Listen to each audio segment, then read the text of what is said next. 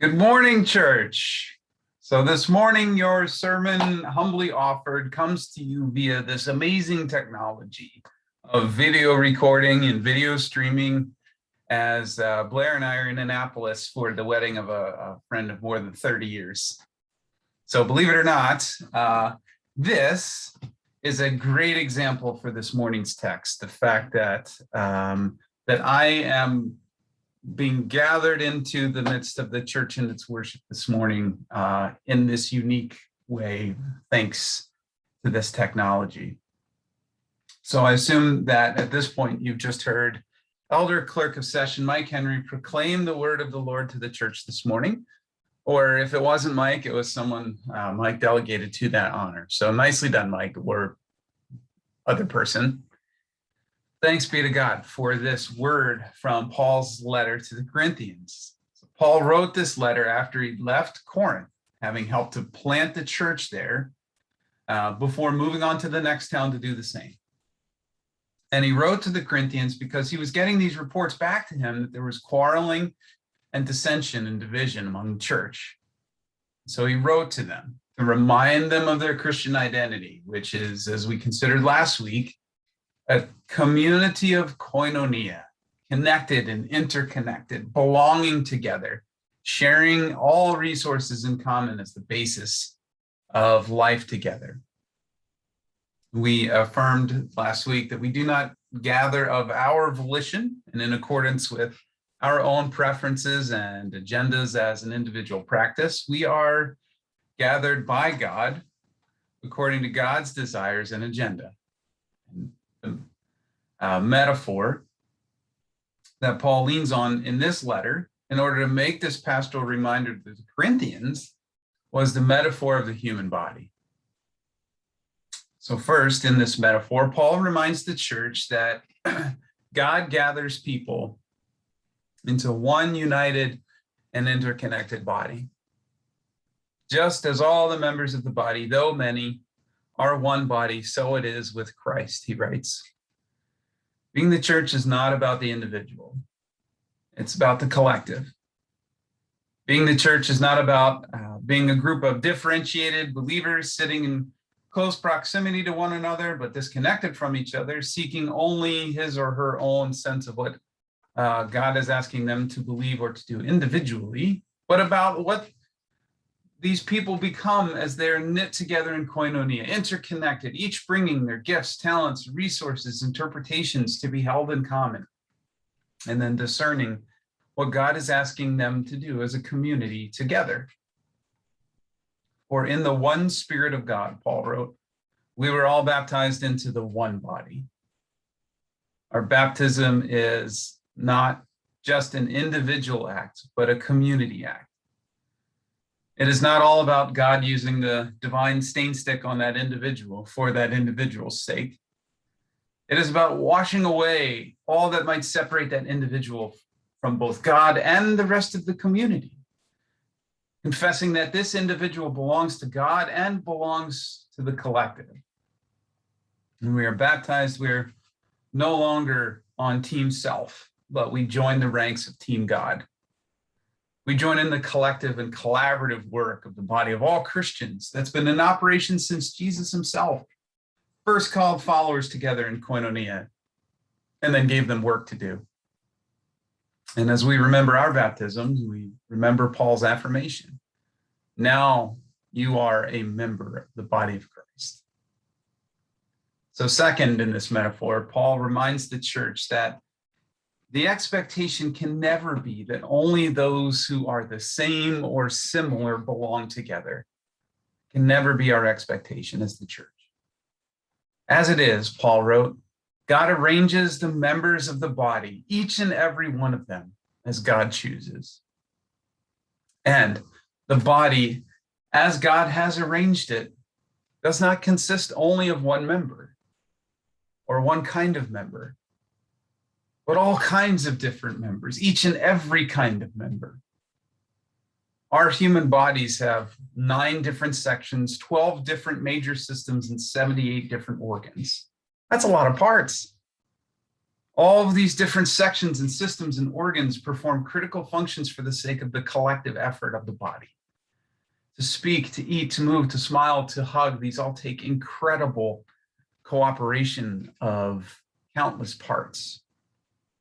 We struggle to even imagine what we would look like, or what we would be like, or how we would function if we could function, if our bodies were just a collection of one kind of part.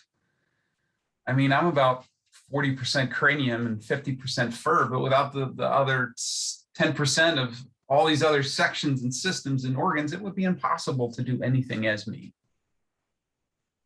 Paul uses his example of a foot who is sad as it is mistaken that it has to be a hand in order to be a part of the body. That poor misguided foot. You are beautiful and you belong as part of the body. Paul also wrote that the eye, with this spirit of arrogance and individualism, cannot say to the hand or the head or to the feet, I have no need of you. For what can an eyeball by its lonesome do? And so to the contrary, says Paul, those members we label as inferior with our pride, our arrogance, our individualism are actually indispensable to our functioning. God is arranging this body of humanity as God chooses. And God does not choose to create communities of segregation or homogeneity.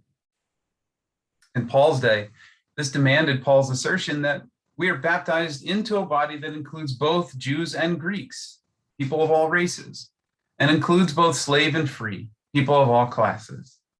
God's intention was never to create bodies just of just white people, or just educated people, or just wealthy people, or just English-speaking people, or just adults, or just Presbyterians, or just straight people, or just employed people, just sober people, just persons of this kind of politics, just regularly religiously observant people, just people who can come to a certain building at a certain time and sit in a certain seat to do certain things. We cannot say to communities of color, we have no need of you. We cannot say to the uneducated, we have no need of you. We cannot say to the poor, we have no need of you. We cannot say to those who speak other languages, we have no need of you. We cannot say to children, we have no need of you until you're older. We cannot say to those who are Christians of another flavor, we have no need of you. We cannot say to the LGBTQ community, we have no need of you.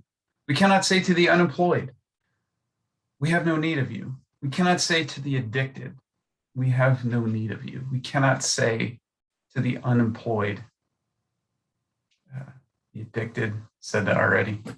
Cannot say to those of other political views, we have no need of you. We cannot say to the non-religious, we have no need of you. We cannot say to those who connect to us, are gathered by God unto the community of the church through Zoom instead of coming in person, that if you can't get here in person, then we have no need of you. Cannot say any of these things. We cannot make any of these neighbors and fellow children of God feel as though they are not worthy of belonging to the body, like that poor foot. Because though the members are varied and different, we are all part of one body. As active and valued as some members may be, like that eye who fell to the temptations of arrogance and individualism, they cannot do anything apart from their belonging to the larger body. It is the connected and cooperative body that is able to function.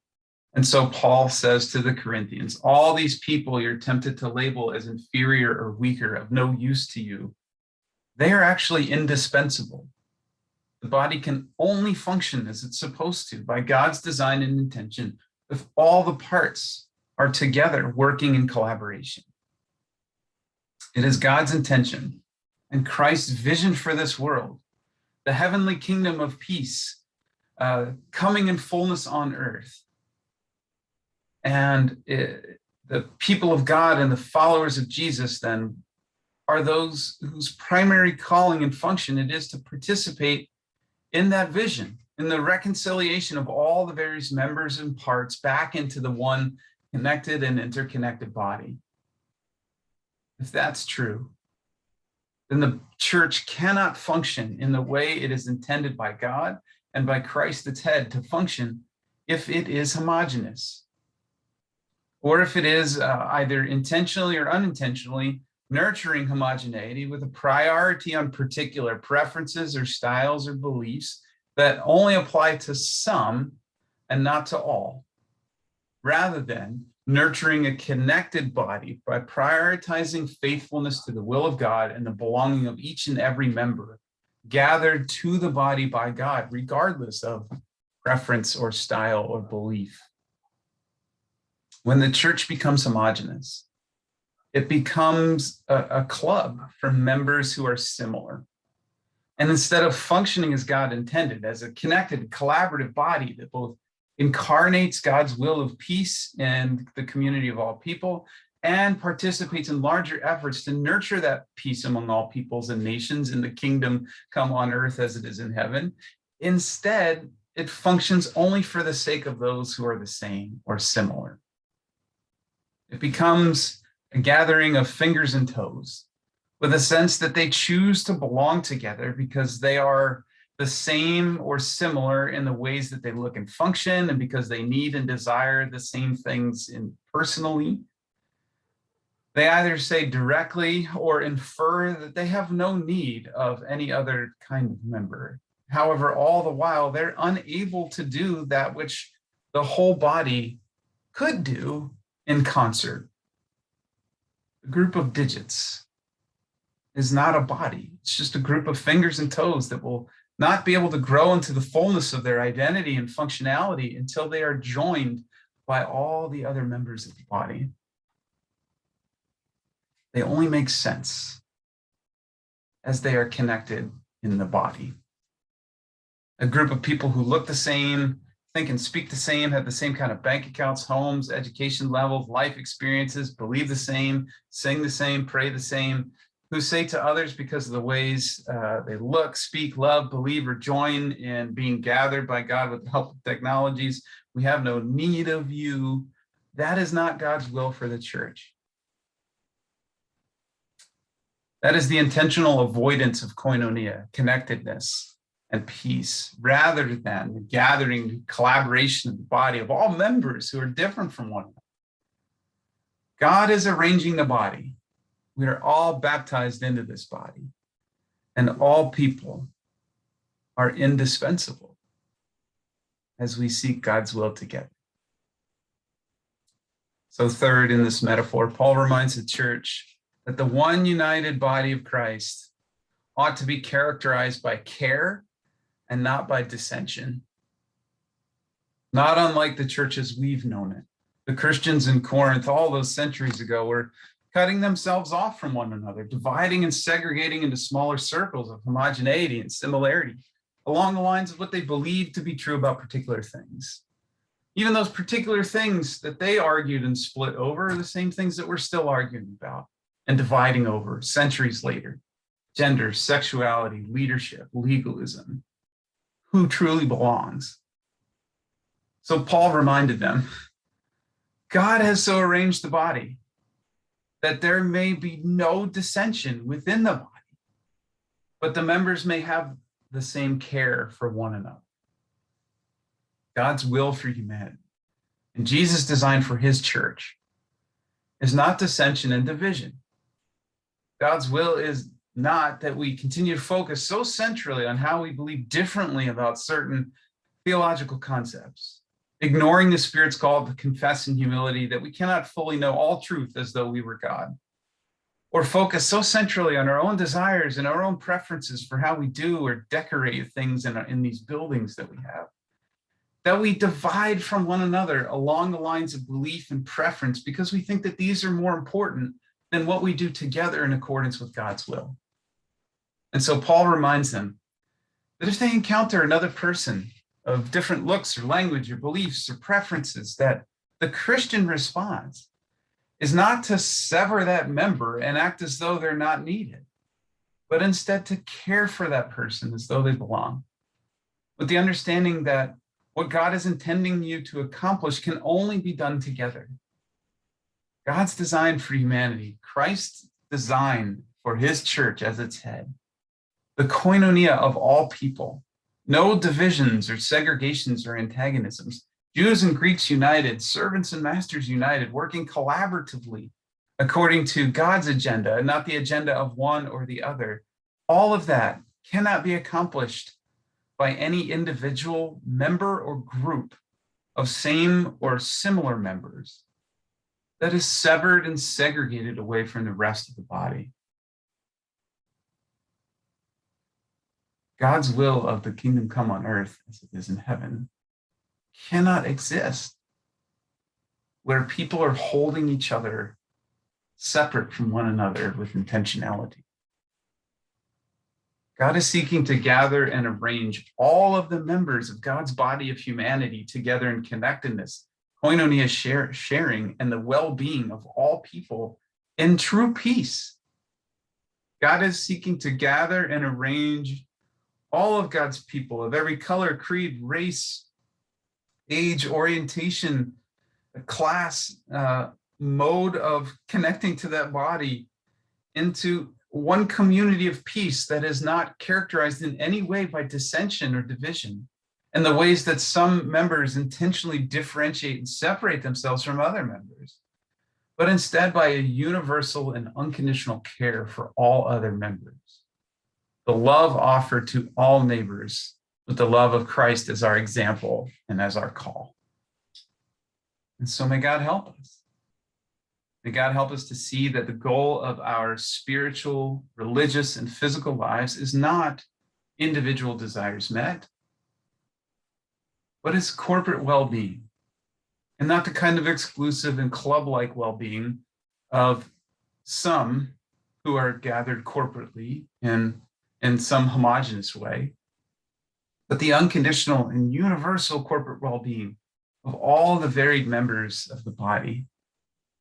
May God help us to stop saying directly or inferring through our norms and practices that we have no need for others who do not fit into what we want church to be, but instead to see that all others are indispensable to God's efforts to gather us all together into the one body that both incarnates and then participates in God's will of peace. May God help us to be characterized not by what makes our sameness different from others in a place of theological or physical segregation, but characterized by our faithfulness in caring for all others, not just ourselves, but caring for every last member of our community. So we've taken some incredible steps over these last few years toward being a more inclusive and caring body rather than seeking to be a homogeneous group of similar parts. And with God's help and guidance, and by the addition of the stories and the voices of those who are not like us, speaking into our life together as we encounter them in these new ways, we will take even more steps forward in faith. Thanks be to God. And may God now bless you in this time of prayerful reflection upon the word that has been offered to the church this morning. Peace.